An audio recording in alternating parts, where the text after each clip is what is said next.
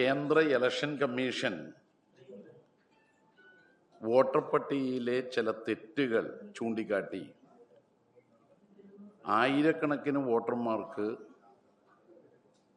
ഹിയറിംഗിൽ പങ്കെടുക്കണമെന്നുള്ള notice കൊടുത്തു തുടങ്ങിയിരിക്കുകയാണ്. ഇതും വോട്ടർ പട്ടികയിൽ നിന്ന് പേര് മാറ്റാനുള്ള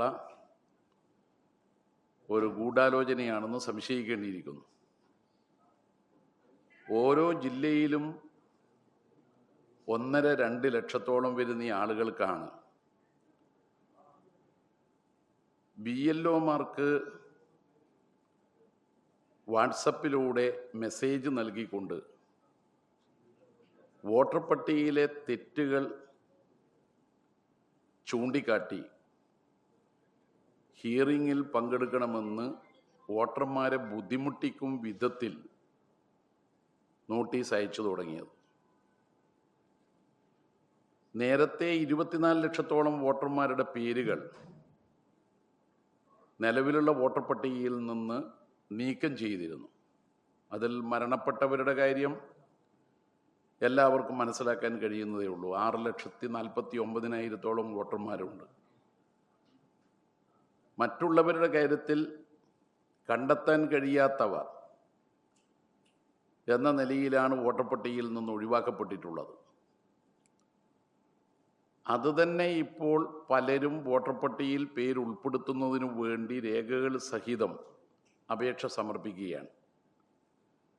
ആ 24 ലക്ഷത്തിന് പുറമെയാണ് 19.32 ലക്ഷം പേരുടെ നോൺ മാപ്പിംഗ് കാരണം പറഞ്ഞുകൊണ്ട് ഹിയറിംഗിൽ പങ്കെടുക്കാൻ നോട്ടീസ് നൽകി ദിവസങ്ങളോളം നീണ്ടു നിൽക്കുന്ന ഹിയറിംഗ് നടത്തുന്നത്.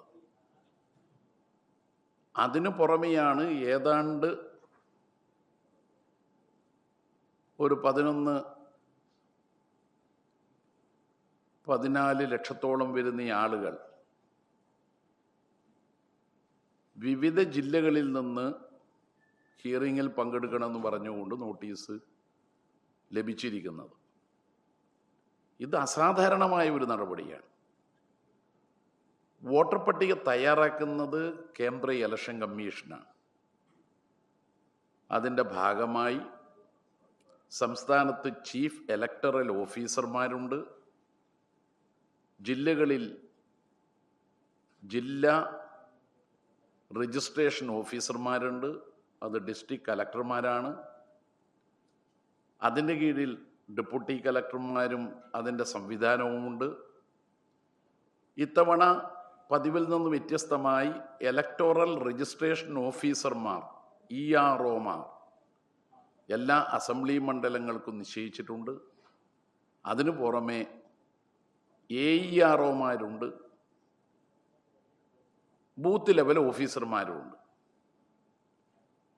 ഇങ്ങനെ കേന്ദ്ര ഇലക്ഷൻ കമ്മീഷൻ ഈ സംവിധാനം ഉപയോഗിച്ച് തയ്യാറാക്കിയ വോട്ടർ പട്ടിക,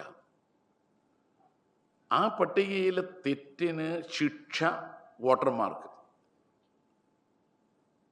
ഇത് എല്ലാ നിയമവ്യവസ്ഥയും കാറ്റിൽ പരത്തുന്ന ഒരു നടപടിയാണ്. എന്തെല്ലാം തെറ്റുകളാണ് വോട്ടർ പട്ടികയിൽ ഉള്ളതായി അവർ ചൂണ്ടിക്കാണിക്കുന്നത്?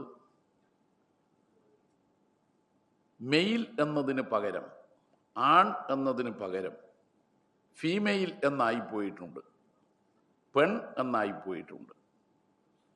എങ്കിൽ അത് തിരുത്താൻ ആ വോട്ടർ ഹിയറിംഗിൽ പങ്കെടുക്കണം.